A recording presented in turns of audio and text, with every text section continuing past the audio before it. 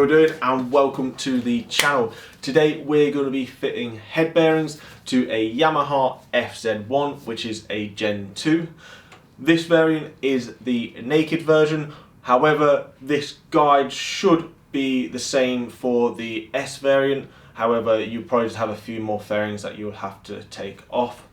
I noticed on YouTube there is not many videos on this and mine need doing, so I thought why not film it, whack it up and see how it does. Hopefully it will help you guys. Don't take everything as gospel, as I'm no mechanic, I'm working on my own bike, so if you're not confident with it then please don't try and attempt it and get someone else to. Luckily I have someone in the family, if I mess up I can get in and get them to help. Anyway, so I noticed the head bearings needed to be done when I was going over some like bumps, which in the UK you're going to be going over a lot because the roads are fantastic. So when going over bumps, I was hearing like a bit of play and a bit of like a knock. Also, when I had it MOT'd, it did say that the head bearings was an advisory. Which also the rear bearings was an advisory, which I'll probably do another video on that depending how these bearings go, so watch out for that one. So head bearings wise, the part itself is pretty inexpensive. I've gone with the aftermarket part. This is from Pyramid Parts. They've got really good reviews worldwide and I'm pretty confident with this aftermarket part. It was on eBay for about £28, so like I say, it's really inexpensive. The only issue with this is how time consuming it might be taking everything off, also how daunting it may be for some people. Like you got to disassemble the calipers and then forks out. It's a bit of a daunting thing, so hopefully this video will help you with that. So in the box you've got the bearings, got the rubber and metal seal. You've got two of those, by the way. You've got some grease, brilliant, you're going to need that before it gets applied. You've got the metal ring and then you've got the bearings itself. So that's the reason why we're changing the head bearings, and they are the new head bearings. So what we're going to do is get the bike up in the air. The triple clamps that we need to undo, we've also got the brakes, the horn, everything that's connected in the kind of the front area, handlebars. We need to make sure we tape them where they are now, so we know for the alignment when fitting everything back again. So yeah, without further ado, let's crack straight on with it.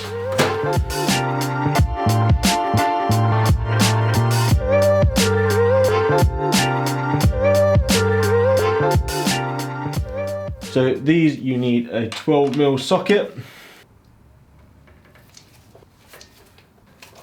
There we go. So there's a little nut behind it which has a size 10 I just used.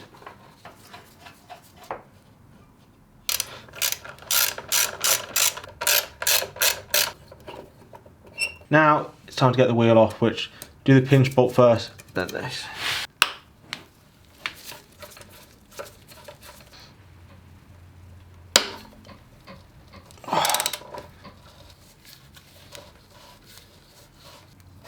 Here she comes.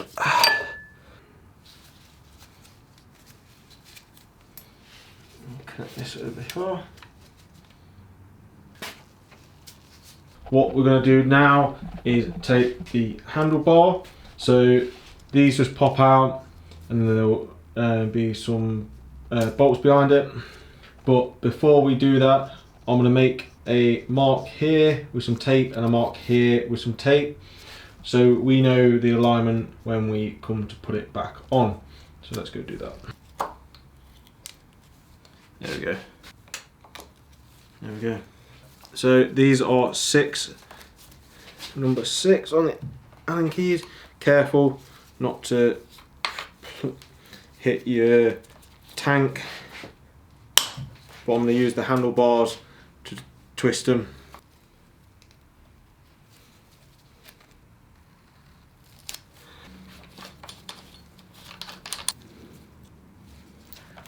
slightly lift them out, and that will give us access to the yoke nut.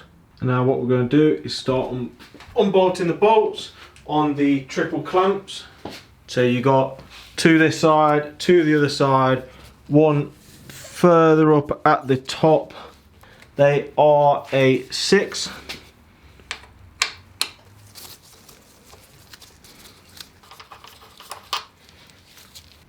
Now we're going to get this off, and same for the other side.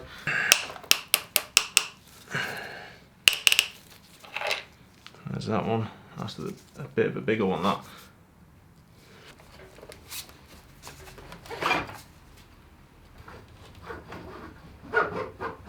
I've got a bit of foam there, just to catch it so I don't damage it. So now we're going to be moving on to removing all of the hardware connected to the clamps. A 10mm wrench will do the job. There we go. So now that everything underneath is free, what we're going to do is remove the yoke nut. So the nut is a 32mm.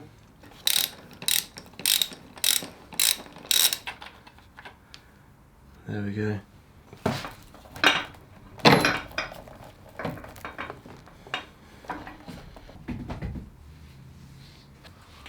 Okay, that's holding the weight of that. Now this is all nice and lubed up.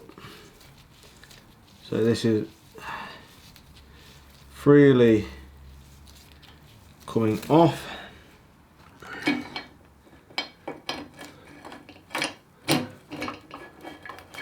You know what?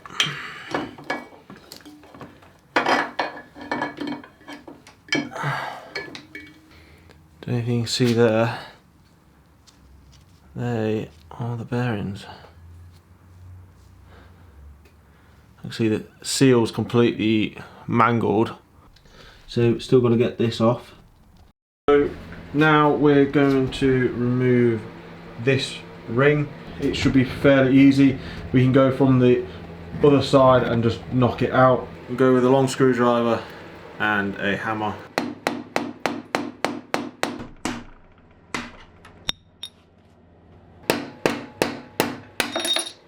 So here comes the big problem, which is this. I'm going to try heat it up.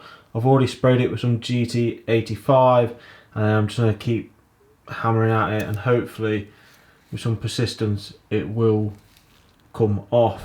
It's an awkward position because how it is. So yeah, I don't want to damage this, so let's give it a go.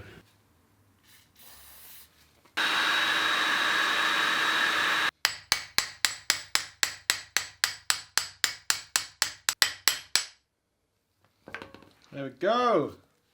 And she's off. And she's hot. Woo!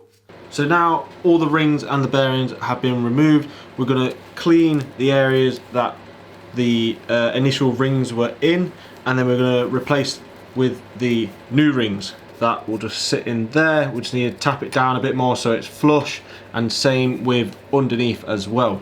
I've got to be careful with this not to damage it, so I'm using the bottom end of a hammer, or you can use a socket as well to tap it in. So here's a tip for you. Don't throw the old bearing ring, as you can use it to tap down the new one. And then do the same for underneath as well. Now we're going to fit the dust shield, and then we're going to carefully knock this down all the way to the bottom so it's a snug fit. We'll make sure to lubricate it first, and when you're knocking it down, use the inner ring, not this area, or not the outer, do the inner ring. Once you've tapped it down, make sure you put a lot of grease around it, and then it's ready to be inserted up. And then the bearing at the top, that gets slotted on top, and then we're almost there. So we do everything that we've just done, but in reverse, and then we torque everything up, go for a ride, and then when I come back, I'm gonna recheck everything that I've torqued to make sure nothing's come loose. So everything's now on. I've torqued everything up. I'm gonna take it for a quick spin, and then come back, re-torque everything. I'm gonna take it really steady, just in case anything comes loose. And then yeah, that's how you fit head bearings on a FZ1.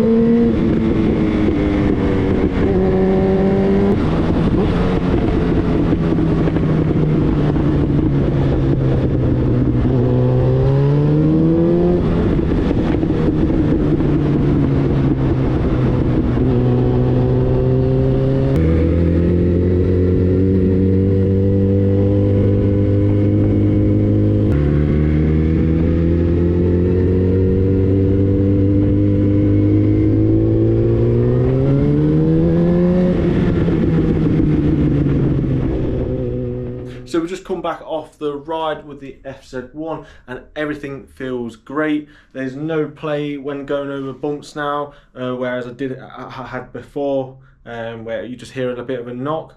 It's smooth, it's brilliant. So if you want to find out where I got the parts from, then check the description. Also, when I got back, I did go around with the torque wrench just to double check all the bolts were to spec, and they are, so that's great. If you want me to do more videos like this, then please leave a comment below and we'll tackle them together. Like I say, I'm not a mechanic, but I love working on my bike and learning new things, so we'll be able to go on that journey together. So yeah, I'm going to wrap up the video here. So like I say, subscribe to the channel, check me out on TikTok and Instagram, and I'll see you in the next one.